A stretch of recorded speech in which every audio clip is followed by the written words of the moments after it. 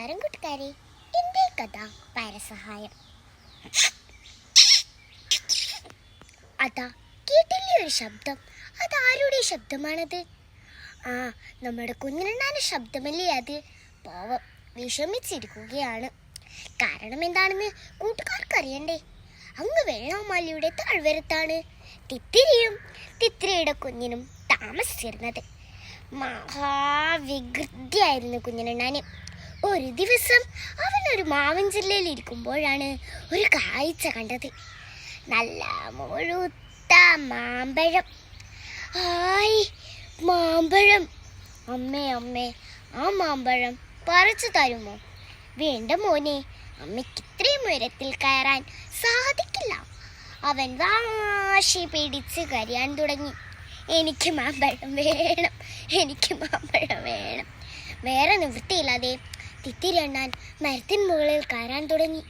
പെട്ടെന്നാണ് സംഭവിച്ചത്. ധും! ശബ്ദം കേട്ടതും തിരിഞ്ഞു നോക്കിയപ്പോൾ അവൻ്റെ അമ്മയതാ താഴെ രക്തത്തിൽ കുളിച്ചു കിടക്കുന്നു. അവൻ അമ്മയുടെ അടുത്തേക്ക് ഓടി ചെന്നു. മോനെ, വെള്ളം വെള്ളം, മോനെ, വെള്ളം വെള്ളം. അവൻ ചുറ്റുപാടും നോക്കി. അവിടെ അടുത്തൊന്നും ഒരു തുള്ളി വെള്ളമില്ലായിരുന്നു. അപ്പോഴാണ് കുഞ്ഞിനെണ്ണാൻ്റെ കൂട്ടുകാരനായ കീരങ്കാക്ക വന്നത്. കീരങ്കാക്കെ, കുറച്ച് വെള്ളം തരാമോ? എൻ്റെ അമ്മയ്ക്ക് നൽകാനാ. വെള്ളം കിട്ടിയില്ലെങ്കിൽ എൻ്റെ അമ്മ ചത്തുപോകും. ഏയ്, പറ്റില്ല, എനിക്കെൻ്റെ കൂട്ടുകാരൻ്റെ വീട്ടിൽ വിരുന്നുണ്ണാൻ പോകാം. അതും പറഞ്ഞ് കീരങ്കാക്ക പറന്നു പോയി. പിന്നീട് അത് വന്നത് കുഞ്ഞിനെണ്ണാൻ്റെ മറ്റൊരു കൂട്ടുകാരനായ മീനുത്തത്തയായിരുന്നു. മീനുത്തത്തെ, കുറച്ച് വെള്ളം തരാമോ? എൻ്റെ അമ്മയ്ക്ക് നൽകാനാ. വെള്ളം കിട്ടിയില്ലെങ്കിൽ എൻ്റെ അമ്മ ചത്തു പോകും. ഏയ്, പറ്റില്ല, എനിക്കെൻ്റെ പാടത്തിൽ നെൽക്കതിർ ശേഖരിക്കാൻ പോകണം. അതും പറഞ്ഞ് മീനുത്തത്ത പറന്നു പോയി. ഒരു തുള്ളി വെള്ളം കിട്ടാതെ അവൻ്റെ അമ്മ ചത്തുപോയി. അവൻ ഒറ്റയ്ക്കായി. ഒരു ദിവസം അവനൊരു മാവൻ ജില്ലയിൽ ഇരിക്കുമ്പോഴാണ് ഒരു ശബ്ദം കേട്ടത്. രക്ഷിക്കണേ! ഈ ശബ്ദം ഞാൻ എവിടെയോ കേട്ടിട്ടുണ്ടല്ലോ. ആ, നമ്മുടെ മീനുത്തത്തേടെയും കീരങ്കാക്കയുടെ ശബ്ദമില്ലേ അത്? അവൻ ശബ്ദം കേട്ട സ്ഥലത്തേക്ക് ചെന്ന് നോക്കി. അപ്പോഴതാ വലിയൊരു വേടന്റെ വലയിൽ മീനുത്തത്തേയും കീരങ്കാക്കയും കുടുങ്ങിക്കിടക്കുന്നു.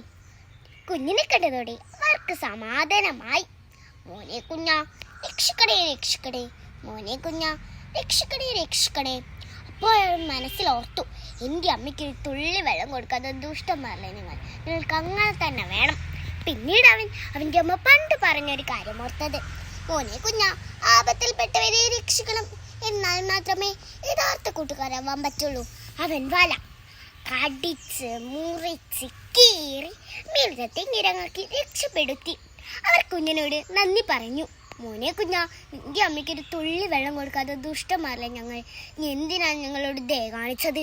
എൻ്റെ അമ്മ പറഞ്ഞിട്ടുണ്ട്, ആപത്തിൽപ്പെട്ടവരെ രക്ഷിക്കണം. എന്നാൽ മാത്രമേ യഥാർത്ഥ കൂട്ടുകാരാവാൻ പറ്റുള്ളൂ. ഇതിനൊരു ഉദാഹരണമാണ് കഴിഞ്ഞ വർഷം വയനാട്ടിൽ സംഭവിച്ച ദുരന്തം. അങ്ങ് വെള്ളാമലയിലും അങ്ങ് ചൂരൽ മലയിലും എത്ര ആളുകളാണ് ജീവനേടി പെടുന്നത്. അന്ന് താങ്ങും തണലുമായി നമ്മൾ ഓരോരുത്തരും നിന്നില്ലേ? കൂട്ടുകാരെ, ആപത്തിൽപ്പെട്ടവരെ രക്ഷിക്കണമെന്ന് ഒരിക്കൽ കൂടി ഓർമ്മിപ്പിച്ചുകൊണ്ട് എൻ്റെ ഒരു കൊച്ചു കഥ ഞാൻ അവസാനിപ്പിക്കുന്നു. നന്ദി, നമസ്കാരം.